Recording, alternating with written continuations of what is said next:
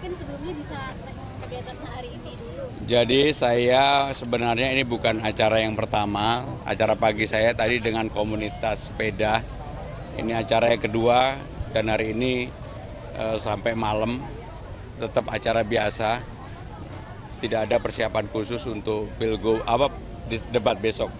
Tetapi yang jelas yang saya bersyukur hampir di semua daerah termasuk event-event yang baru yang sebelumnya saya belum pernah datangin seperti di tempatnya sini yang dikoordinasi oleh Mbak Hilda, Mbak Epi Jarot maupun Pak Darmadi, yaitu Festival Nasi Uduk 1.000 orang. Menurut saya luar biasa dan tadi acaranya cukup baik. Karena saya nggak sempat makan, saya minta dibawain satu ditaruh di mobil saya. Saya akan makan di mobil. Dan mudah-mudahan rasanya seperti yang saya harapkan. Pak, tadi sebenarnya kalau misalnya jodoh itu tadi katanya udah menjadi remang-remang tadi Mas. Ya, saya kan melihat ke lapangan, memang ruang terbuka hijau yang ditinggalkan oleh siapapun, baik Mas Anies, baik Ahok, ataupun gubernur yang sebelum, saya akan perbaiki dan saya lanjutkan.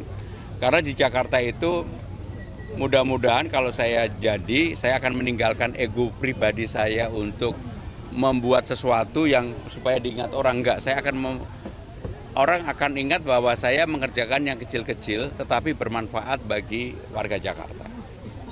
Untuk debat besok ada latihan khusus sama Bang Dul nggak sih besok ini? Saya pasti sama Bang Dul karena chemistry-nya sama, dapat banget. Bahkan secara nggak sengaja saya nonton di Pesta Pora, saya pakai kaosnya Bang Dul. Tadi malam Bang Dul nonton di Synchronize, dia pakai kaos saya. Padahal Bang Dul nggak tahu kalau saya pernah pakai kaosnya Bang Dul. Saya sendiri juga nggak tahu. Baru tadi malam di tag loh. Kok. Jadi artinya secara chemistry saya dan Bang Dul dapat banget. Untuk substansi juga kita berdua nanti akan nggak membagi diri bahwa ini saya yang menjawab atau Bang Dul yang menjawab, tetapi lebih pada bagaimana kita berdua bersama-sama. Mas Pram, besok kan temanya pengembangan SDM dan transformasi Jakarta menuju kota global. Nah, mungkin nggak perlu detail, tapi apa secara umum yang akan Jadi untuk kota global ada acuannya. Global Index Jakarta ini sekarang nomor 74 dari 156. Artinya di average kita itu jauh di bawah Singapura. Singapura nomor 7, nomor 1 itu New York. Tapi benchmark kita harus Bangkok. Bangkok itu nomor 47 kalau nggak salah. Maka kalau Jakarta mau maju, tapi kita lebih baik dari Manila, lebih baik dari Hanoi dan sebagainya.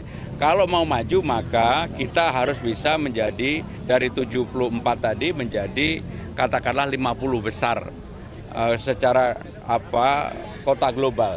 Apa yang harus dilakukan? Yang pertama, aktivitas bisnisnya harus terbuka dan jelas. Sumber daya manusianya harus diperbaiki. Harus ada dukungan politik. Harus kemudian yang tidak kalah pentingnya adalah teknologinya juga harus diperbaiki. Dan yang berikutnya adalah semuanya harus transparan. Sehingga dengan demikian untuk menjadi kota global itu ada ukurannya. Dan saya yakin kalau ukuran itu bisa dipenuhi, Indonesia mudah-mudahan menjadi di atas average. Average-nya kan sekitar 70 dari 154. Menjadi nomor 50 aja udah luar biasa, ya. Butuh berapa lama itu kalau dari awal? Ya kalau saya dikasih amanah mudah-mudahan saya selesaikan yang dari bawah-bawah sehingga sumber daya manusia yang 30% penilaiannya itu akan menjadi sesuatu yang berubah dari Jakarta, termasuk perizinan. Targetnya 5 tahun bisa naik ke angka 50. 50. Mas Pram, terkait persiapan debat ada konsultasi dengan mantan-mantan gubernur sebelumnya? Ya saya kan berkomunikasi cukup aktif dengan Bang Foke, dengan Bang Yos, dengan Pak Ahok, termasuk dengan tim utamanya Mas Anies. Kalau dilihat visi misi saya dengan Mas Anies kan nggak beda. Termasuk dalam debat saya akan menyampaikan apa yang disebut dengan daycare dan juga orang boleh bekerja dari mana saja. Karena saya sudah menerapkan di KL atau kementerian saya di Sekretaris Kabinet. Ini mempelajari visi misi dan juga program kerja dari paslon lain nggak? Saya fokus pada apa yang saya lakukan untuk diri saya. Karena saya tidak mau kebebanan hal yang tidak perlu. Ya. Untuk yang work from everywhere itu yang kemarin Mas Pram sepertinya menyebutkan kalau akan memberlakukan sistem 3 hari kerja, itu bagaimana Mas Pram? Jadi work from everywhere itu semangatnya adalah terutama untuk Gen Z dan milenial, mereka boleh memilih. Dalam 5 hari, 3 hari di rumah, 2 hari di kantor. kerjanya di mana aja dengan teknologi sekarang bisa dipantau, bisa dilihat.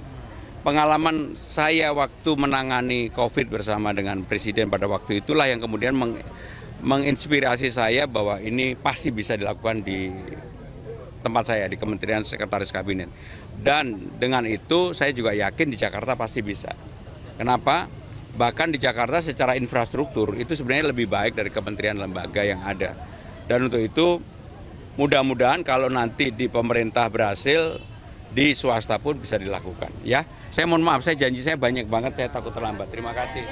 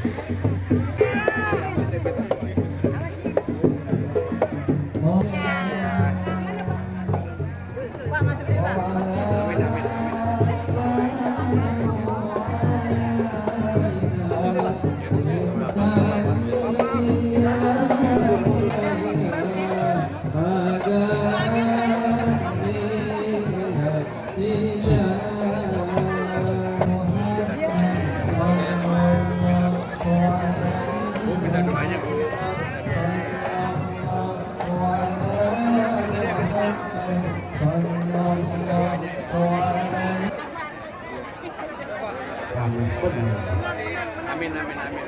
Udah pasti rame Pak. Iya. Gue lihat orang dari kepala pengen jubel, bener. Gue mau masuk kayak susah. Gue aja masuk susah. Ini yang gue harap nih. Nah, ini jadi calon Pak Gubernur ini.